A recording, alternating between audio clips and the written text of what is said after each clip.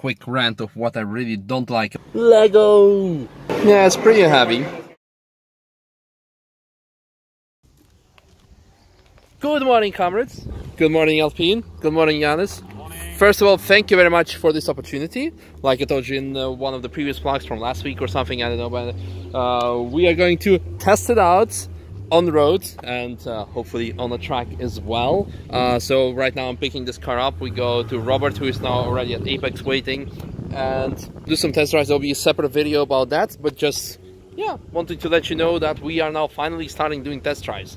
We have a RWS planned. We have a Kia Stinger GT coming up, which is a modified version of the car. So yeah, I hope you guys enjoy it, and we're gonna continue, and yeah, in the end everyone will benefit from it. You already took this car out on the track multiple times, so you said it's a bit soft, right, on suspension? Well, the car is fun. It is lightweight, and you feel it when you steer into corners or when you accelerate, because it has just 1090 kilograms on 252 horsepower.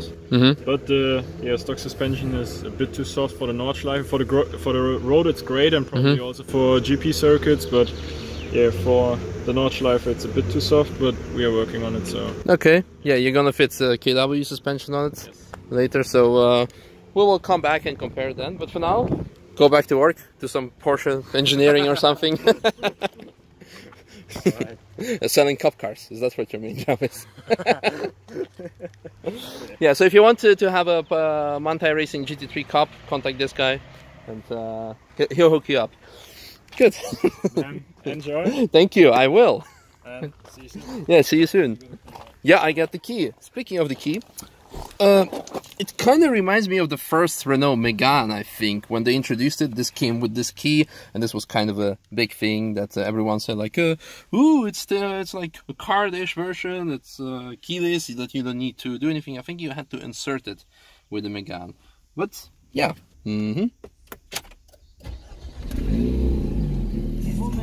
Oh, whoa. Too loud. Oh, here we go. The only song we want to hear is actually the exhaust of this car, obviously. There's a sport button that probably opens up the valves. Yeah, you can hear it changing, also the displays change. That's pretty cool. I know there's going to be a separate video, but I still want to share with you guys what we see. And also when you keep the sport button pressed, it goes into track mode, I believe. Yes, ESC is on track mode, and it allows you 30% of steering angle slip. So if you go beyond that, then it's you see the angle turning. That's pretty cool, pretty cool feature. So if you go beyond that, then the traction control will kick in, which is actually quite little, I would say, but still.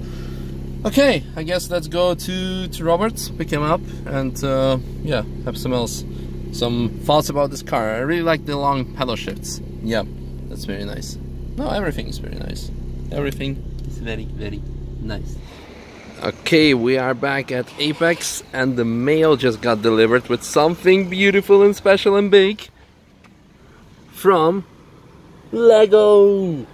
Yeah, I'm one of those people who couldn't resist the urge to buy the Bugatti, and well, I had to buy a Porsche as well, because no, I have never got it back, and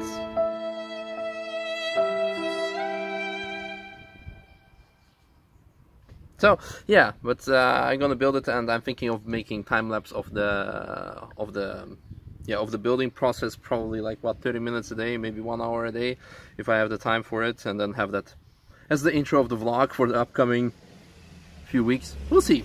Good, there is that. Welcome back, Moritz. Thanks. Are you happy to be? Give us a happy face. Give us the how Catty calls you, Colgate, Moritz. Colgate. Yeah, I should talk to them. Yeah, for a sponsorship. Yeah. Ice cold smile. They can make ice cold toothpaste. Yeah.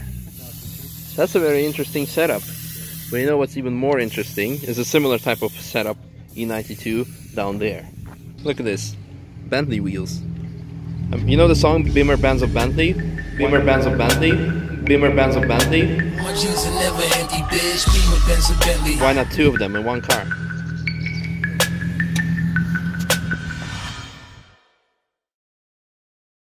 Okay, we're back in Alpine. We already did our test drive, and like I told you, it's going to be a video published, separate one.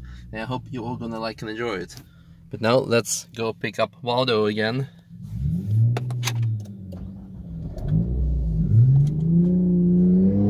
Oh. Okay. I can also probably just press this button.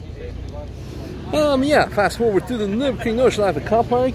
And we can see there's already group of crew people around the car, taking a lot more. Well, it's getting all the attention from all the people around it, more than, well, Type R is pretty amazing. But is there anything? Well, there are some Porsches, some BMWs, for example, there. But everyone wants to look at this.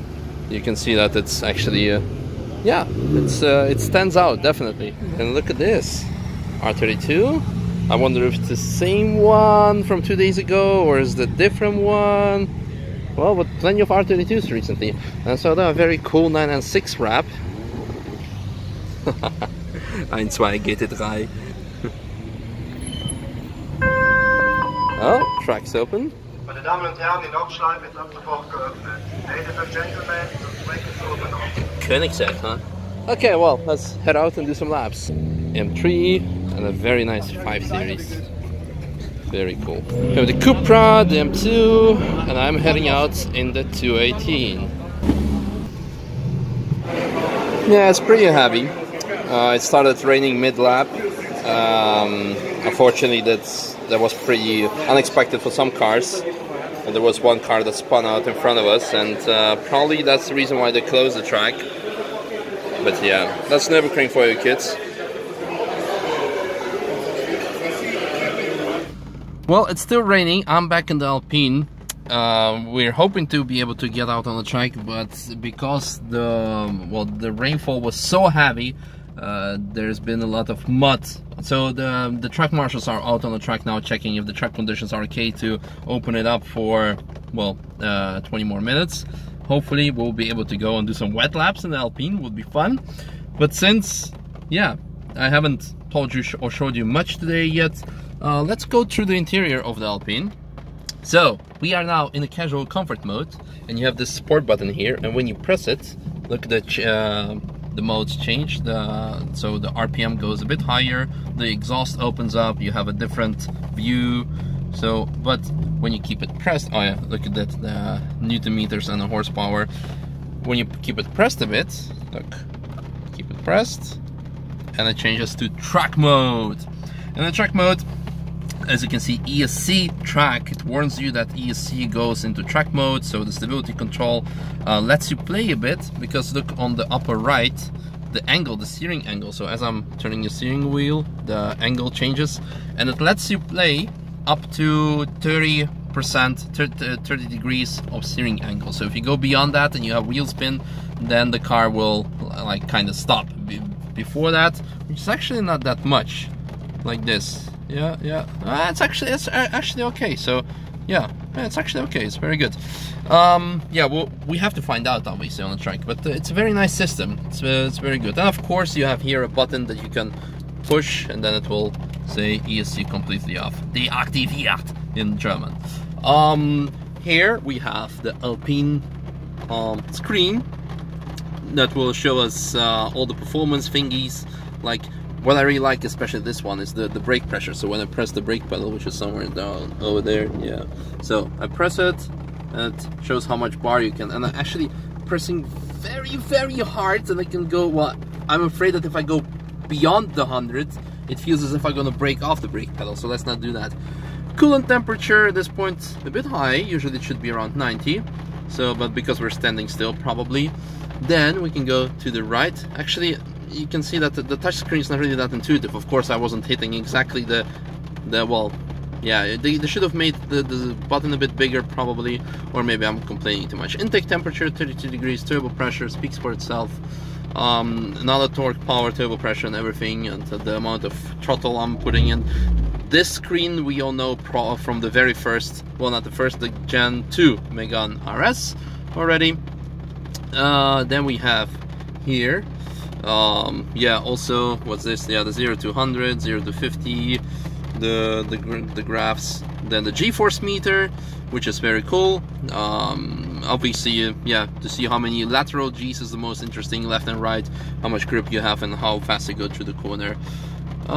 Yeah, torque and power, a bit gimmicky to be said. This is the gear selector. This is interesting. When I press, for example, D, it says like, I go back to neutral, and I press D. It says which gear it is. I can put it in second, and the pre-selected gear is 1 because obviously we're standing still. It's not gonna have the pre-selected gear number 3. That doesn't make sense. Yeah, the temperature, the clutch temperature. This is something I really like. This is very good. We can have the simple view, but it doesn't really matter. Yeah. Then what else do we have? And then finally the steering angle again. If I turn the steering wheel, it changes with the oscilloscope, whatever that is. Look at, it's like how much is here, and you see it draws it. Yeah, okay, I guess it's interesting. I wonder if you can export this data, because data without being exported doesn't make any sense. What I want to say is that I really like the clutch temperature thing, but what I really hope that any car manufacturer would implement someday would be the brake temperature. Because, well, the tire temperature some car manufacturers already have, but the brake temperature, this is something you should have. I think that's very beneficial and can also prevent a lot of dangerous situations on the track. We're back at Apex, and I realized that I'm the person who put the first, well, surpassed the 1,000 kilometers on this car. Pretty cool, I guess, something to be proud of. And the current gear is P. Yep. Yeah, so didn't manage to do any laps today. Stay tuned. Just a quick one before we go. A quick rant of what I really don't like about this car's interior is like a lack of any compartments where you can put anything. Nothing in the door. No, yeah, no glove box, nothing. Again, nothing in the door. A cup holder, which is in the back. It's like an ashtray where you can put something in, but it's not really like handy where you can, like, if you want to grab the drink, and then it doesn't work. So that's why the bottle was just like rolling over the floor. And then, yeah, you can put the key in here, or the lap ticket as well in this case. Yep, then it works. But nothing anywhere. There is a compartment here. So, for example, I had our microphones there. Look, like that. And when you want to reach it, it's like there's this top over it. It's not really handy. So this is really, yeah. And I know it's a real driver's car, and yeah, it shouldn't have all the luxury, but just a little bit, maybe. I mean, yeah, Porsche even comes, well, since we're comparing it with the Cayman, I don't know about Cayman, the 911 comes with even like a cup holders that like flip out, even the GT2 RS, GT3 RS. So yeah, it could have been a nice option to, yeah, you know, to have some convenience in it. But for the rest, very high quality, very nice interior, very good. Hello, Fables. Nice. Very good, very good. Are you going to tune the Alpine? Yes, definitely. So it's going to be tune Alpine. And we have a tuna pizza.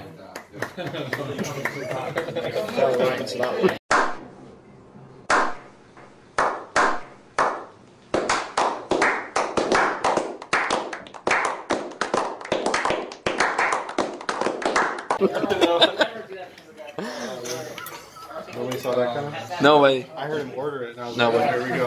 Yeah. Order it just so you can take it back now. Yeah, I don't want it. I don't want it. Yeah.